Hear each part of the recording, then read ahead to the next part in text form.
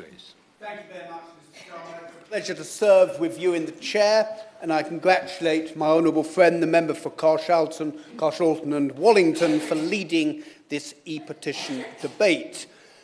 Petition number 600-966 calls for a review of the approved mileage allowance payment rate, that's the AMAP rate, which has remained at the same level as we've heard since 2012.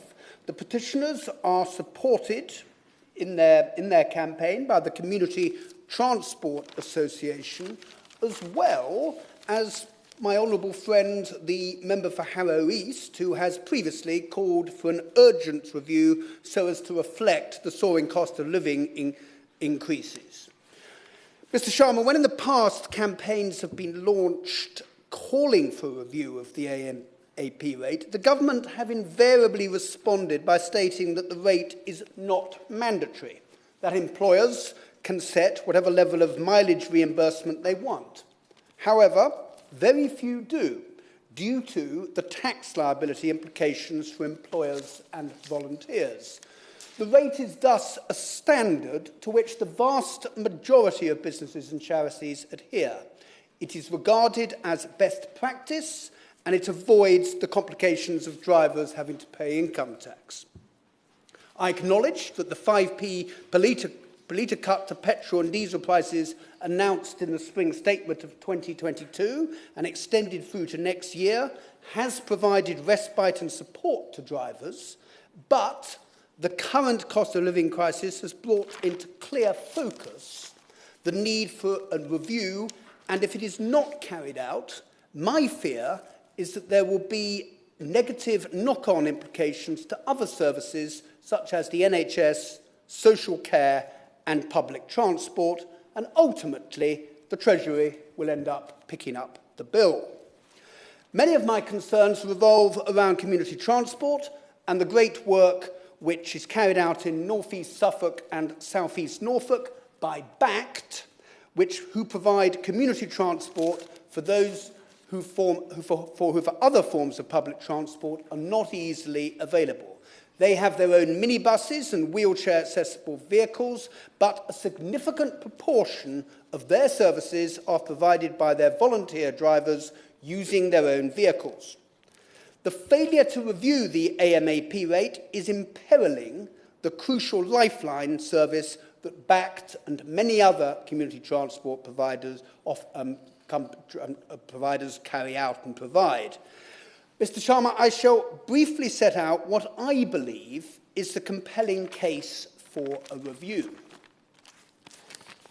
First of all, it should be pointed out that the cost of motoring has increased significantly since 2011-2012.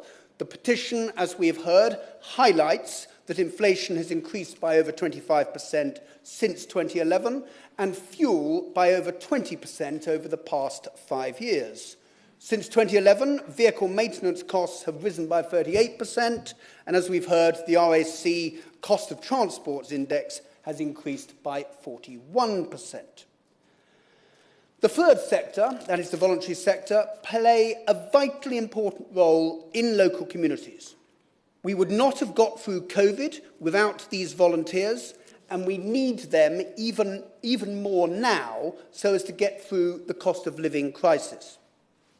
Many of them, working for charities and organisations like BACT, use their cars, and it is only right that they are fairly recompensed for doing so. Currently, Mr. Sharma, they are not, and this is disincentivising volunteers from offering their services. Community transport operators, such as BACT, are increasingly reporting challenges in driver recruitment and retention. In many areas, including Suffolk and Norfolk, community transport operators have become a vitally important component part of the public transport system. They are, in effect, the Heineken of that system. They go where commercial operators and the local transport authority either can't or won't go. Heavy reliance has been placed on them to provide this service. Without their drivers, a system that is already operating, I sense, on the brink, will collapse altogether, and many vulnerable people will be left very isolated. Community transport operators such as BACT provide a vital service to the NHS, driving people to hospital, to GPs' surgeries, to vaccination centres, and also to dentists. The latter can be quite a long trek, and that assumes that an NHS dentist can be found. They also provide non-emergency transport to hospitals. If they are not around to do this, this is another cost that the NHS will have to bear at a time that it can ill afford to do so. Mr. Sharma, a product of COVID is the dramatic increase in social isolation and loneliness. During the lockdowns, many vulnerable people were left marooned in their own homes. Invariably, almost always the case, local volunteers rallied round to ensure that they were not alone and they were not forgotten. Post-lockdown, many people have only tentatively come out of their own homes. For some, the only lifeline that they now have to the outside world is provided by those volunteers who drive them for their weekly shop. Without them, life would be very lonely. Mr. Sharma, it's also important to acknowledge that the service provided by community transport operators such as BACT is vitally important in rural areas, where, for many people, there is invariably no alternative means of public transport.